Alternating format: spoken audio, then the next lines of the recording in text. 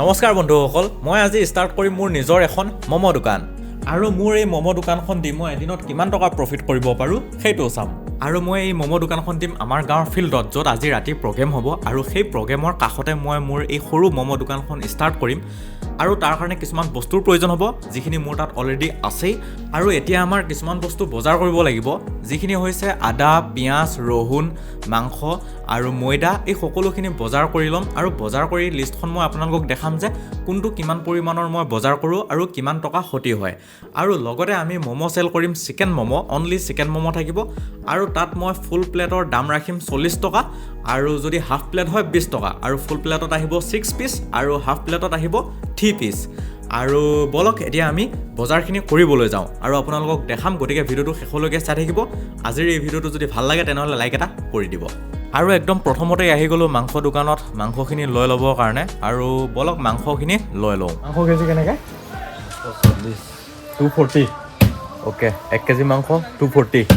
আৰু মোৰ এইখিনি বজাৰ কৰোঁতে ভিডিঅ' কৰা নহ'ল, আৰু মই এই সকলোখিনি বজাৰ কৰি ল'লোঁ। পিঁয়াজ, আদা, ৰহুন, ময়দা, কি বস্তুৰ প্ৰয়োজন হয়। আৰু মই লিষ্ট এখন বনাই আপোনালোকক দেখাই দিম যে মই কিমান টকা কোনটো বস্তুত ক্ষতি কৰিছোঁ। আৰু তাৰপিছত যিখিনি মাংস কিনিছিলোঁ সেই মাংসখিনি ধুনীয়াকৈ এনেকৈ চপ কৰি কাটি লৈছোঁ। দোকানী ভাইটিজনেও ধুনীয়াকৈ কাটি দিছে, কিন্তু তাৰ পিছতো ঘৰত আহি অলপ বেছি টুকুৰা টুকুৰি কৰি লৈছোঁ, একদম সৰু সৰুকৈ। আৰু যদি ম'মৰ ভিতৰত যিটো ফিলিংছ বুলি কয়, সেই তাত যদি মাংসৰ টুকুৰাবোৰ ডাঙৰ ডাঙৰ হৈ থাকে তেনেহ'লে ইমান এটা ভাল নালাগে। গতিকে মই সৰু সৰু কাটি আৰু যিখিনি পিঁয়াজ মই চপ কৰি থৈ দিছোঁ সেইখিনিত মিলাই দিছোঁ। ইয়াত দেখিছে পিঁয়াজ আৰু আদা আৰু মাংস গোটেইখিনি মিলোৱা হৈ আছে। আৰু এফালে যদি ভণ্টিয়ে ফিলিংছখিনি মিলাই আছে আৰু আনফালে মায়ে সৰু সৰু ৰুটিকেইটা বেলি আছে, আৰু মই ম'ম'বোৰ চেপ দি আছোঁ। আৰু ফটাফট এইখিনি কৰি হৈ গ'ল। আৰু এতিয়া বলক আমি যাওঁ ফিল্ডলৈ। দেখিছে মোৰ দোকান ছেটআপ হৈ গ'ল কমপ্লিট। আৰু যদি আপোনালোকক মই ম'ম'খিনি দেখাওঁ তেনেহ'লে দেখিছে এই সকলোখিনি ম'ম' মই চেপ দিয়া। মাত্ৰ এই ম'ম'খিনি চেপ দি থাকোঁতে মোৰ ভিডিঅ' কৰা নহ'ল, কাৰণ মোক ভিডিঅ' কৰি দিয়া মানুহ নাছিলে। আৰু যদি আপোনালোকে চায় তেনেহ'লে মোৰ দোকান কমপ্লিট ছেটআপ হৈ গ'ল আৰু মই যাত্ৰা কৰি ল'লোঁ। তাৰ অলপ পিছতে আহিল মোৰ বন্ধু দুজন, দেখিছে বাইক লৈ ওলাই আহিল। আৰু বলক এতিয়া মোৰ বন্ধু কেইজনকো ম'ম' টেষ্ট কৰাওঁ।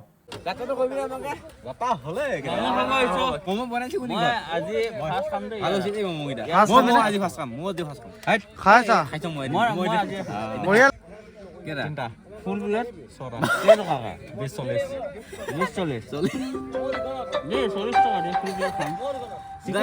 আৰু এনেকৈয়ে ধেমালিৰ মাজে মাজে মোৰ বন্ধুকেইটাই 120 টকামানৰ ম'ম' খাই দিলে। তেখেতসকলে প্ৰথমতে 1 প্লেট অৰ্ডাৰ কৰিছিলে আৰু তাৰপিছত বেক টু বেক 3 প্লেট খাই দিলে, একদম টেষ্টি পোৱাৰ কাৰণে।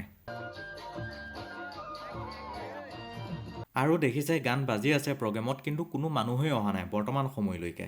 আৰু এতিয়া লাহে লাহে মানুহ আহিবলৈ আৰম্ভ কৰিছে।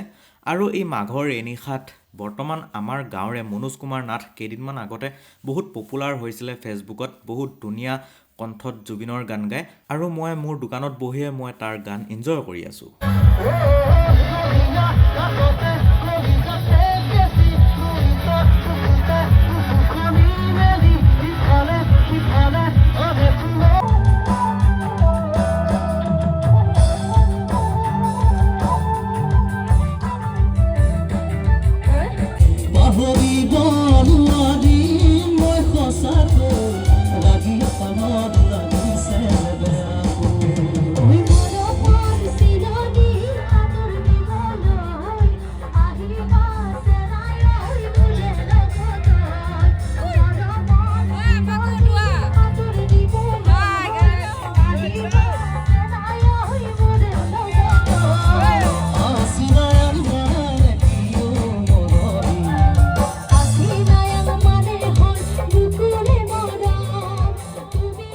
আৰু এনেকৈ প্ৰগ্ৰেম চাই থকাৰ মাজতে যেতিয়া দোকানত কাষ্টমাৰ আহে তেতিয়া মই আকৌ গুচি আহোঁ কাষ্টমাৰক ম'ম' ছাৰ্ভ কৰিবৰ কাৰণে।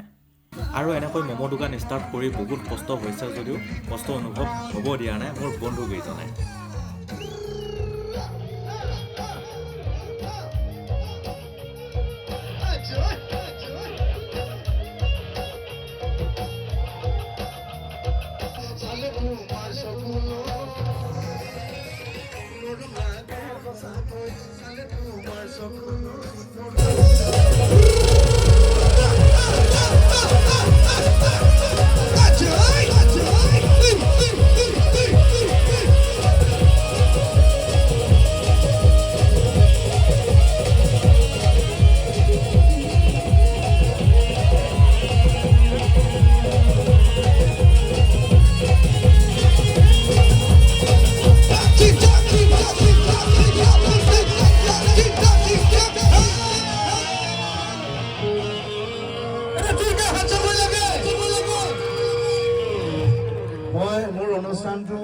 এনেকৈ প্ৰগ্ৰেম শেষ হৈ গ'ল ধুনীয়াকৈ আৰু প্ৰগ্ৰেম শেষ হোৱাৰ আগতে মোৰ সকলোবোৰ ম'ম' বিক্ৰী হৈ গ'ল মই 3টা ষ্ট্ৰিমাৰ আছিলে গোটেই 3টাতে ম'ম' ফুল কৰি আনিছিলোঁ আৰু লগতে কাষত থকা যিটো ষ্টিলৰ বাচন সেইটোতো বহুত মানে ফুল কৰি আনিছিলোঁ আৰু সকলোবিলাক বিক্ৰী হৈ গ'ল আৰু দেখিছে সকলোবিলাক চ'ল্ড আউট হৈ গ'ল আজি চব শেষ হৈ গ'ল বাচন তুমি লাষ্ট প্লেট খাইছা কেনেকুৱা লাগিলে খাই ভাল লাগিলে কিমান ভাল লাগিলে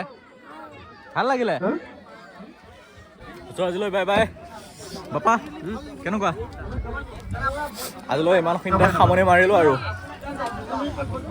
আৰু এতিয়া যদি মই আজিৰ হিচাপ নিকাচখিনি কৰিব যাওঁ তেনেহ'লে মই কিমান কি বস্তু কিনিলোঁ আৰু কিমান টকা ক্ষতি হ'ল আৰু কিমান টকা পালোঁ তেনেহ'লে মই সকলোখিনি মোৰ বহী এখনত লিখি লৈছোঁ আজি মই প্ৰথম চিকেন কিনিছোঁ 1 কিলো আৰু তাৰ দাম হৈছে 240 টকা লৈছে আৰু পিঁয়াজ 2 কেজি ক্ষতি হৈছে তাত লৈছে 80 টকা কেজি 40 টকাকৈ ৰাখিছে কাৰণ মই দোকানৰ পৰা কিনিছোঁ যদি বজাৰৰ পৰা কিনিব গ'লো হয় তেনেহ'লে অলপ কম দামতো পাই গ'লো হয় আৰু আদা 20 টকা আদা মই ব্যৱহাৰ কৰিছোঁ আৰু ময়দা পূৰা 1 কেজি ময়দা যাৰ দাম 40 টকা আৰু 10 গ্লাছ মাই মছলা এই সকলোখিনি মিলাই যি চুপ খুৱাবৰ কাৰণে যিটো কাপ ব্যৱহাৰ কৰা হয় সকলোখিনি মিলাই প্ৰায় 250 টকা এটা ক্ষতি হৈছে গতিকে মই সকলোখিনি যদি যোগ কৰোঁ তেনেহ'লে টোটেল কষ্ট হৈছে 630 টকা আৰু যদি মই চেলিং কথা ক'ব যাওঁ তেনেহ'লে মোৰ প্ৰায় 53 পৰা 54 প্লেট ম'ম' চেল গৈছে কাৰণ মোৰ তাত টোটেল 2200 টকা মই পাইছোঁ চেলিং কৰি আৰু তাৰ লগত কিছু মানে চুপ এক্সট্ৰাকৈ মই বিক্ৰী কৰিছোঁ মানে একাপ চুপত 5 টকাকৈ মই বিক্ৰী কৰিছোঁ গতিকে টোটেল মুঠতে হৈছে